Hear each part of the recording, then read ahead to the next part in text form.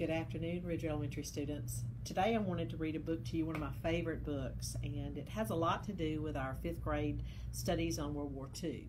And so you'll see that when we get to the end, kind of be listening out for some of that. It's called The Butter Battle Book. It's by Dr. Seuss, and so here's the front cover. I used to read it to my world history students a long time ago. The Butter Battle Book.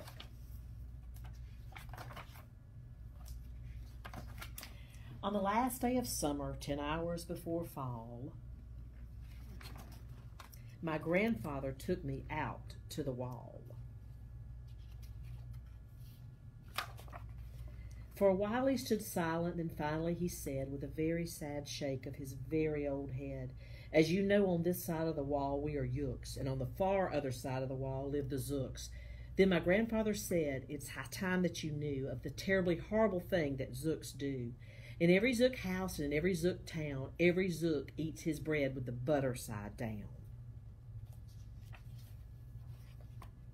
But we Yuks, as you know, when we breakfast or sup, spread our bread," Grandpa said, "with the butter side up. That's the right honest way," Grandpa gritted his teeth. "So you can't trust a Zook who spreads bread underneath. Every Zook must be watched. He has kinks in his soul. That's why as a youth I made watching my goal, watching Zooks for the Zook watching border patrol.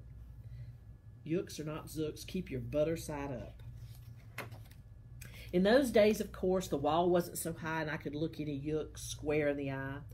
If he dared to come close, I would give him a twitch with my tough-tufted, prickly snickberry switch.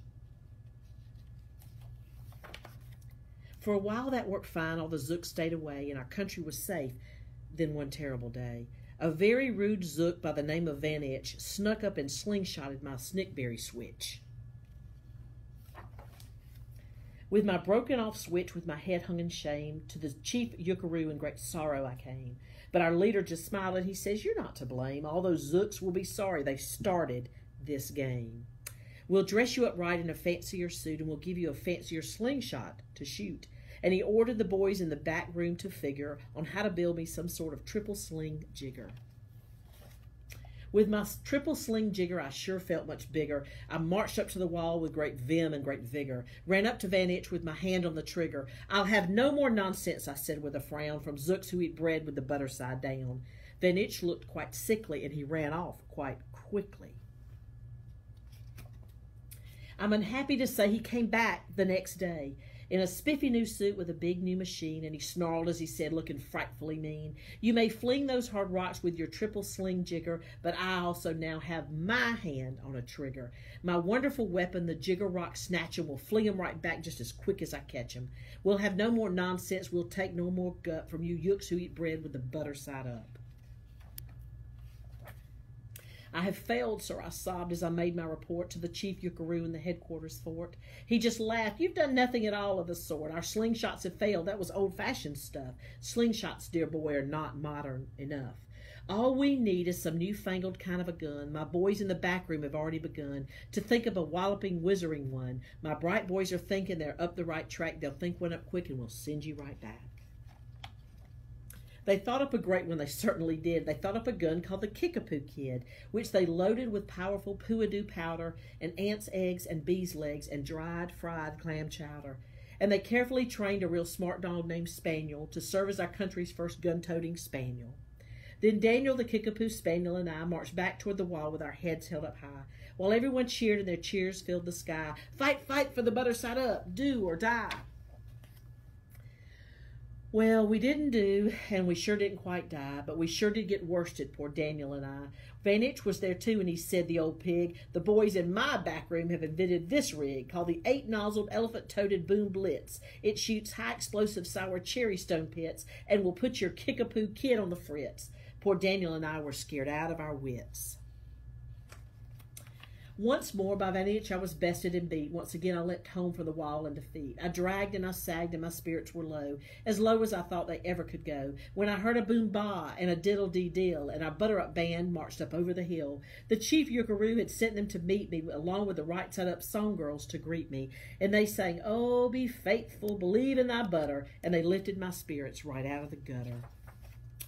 My boy, smiled the chief Yuckaroo. We've just voted and made you a general. You've been promoted. Your pretty new uniform's ready. Get in it. The big war is coming. You're gonna begin it. And what's more, this time you are certain to win it.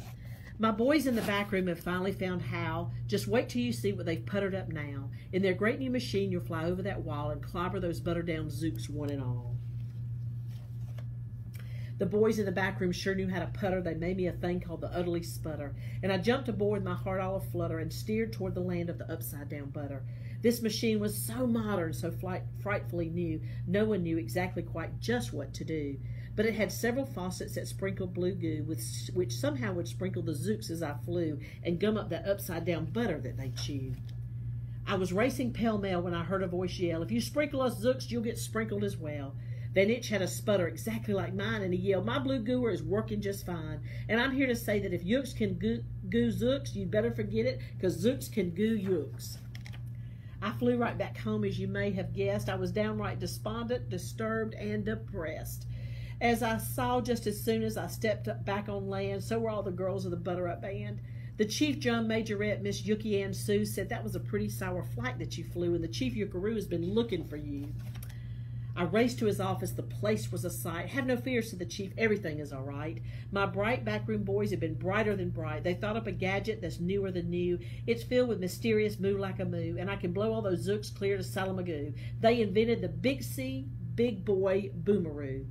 You just run up to the wall like a nice little man and drop this bomb on the Yooks just as fast as you can.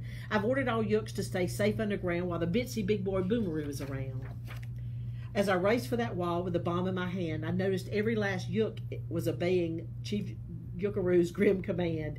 They were all bravely marching with banners aflutter down a hole for their country and right side up butter. Everybody's heading to the hole. That's when Grandfather found me. He grabbed me and he said, "You should be down that hole and you're up here instead. But perhaps this is all for the better somehow. You'll see me make history right here and right now." Grandpa leapt up that wall with a lopulous leap, and he cleared his hoarse throat with a bopulous beep, and he screamed, "Here's the end of that terrible town, full of Zooks who eat bread with the butter side down." And at that very instant, we heard a clup-clup of feet on the wall, and old Van Itch clumped up. The boys in his back room had made him one, too. In his fist was another Big Boy Boomeroo. "I'll blow you," he yelled, "into pork and wee beans. I'll butter side up you to small smithereens." Grandpa shouted, "Be careful, oh gee, who's going to drop it? Will you? Or will he?" "Be patient," said Grandpa. "We'll see, we will see."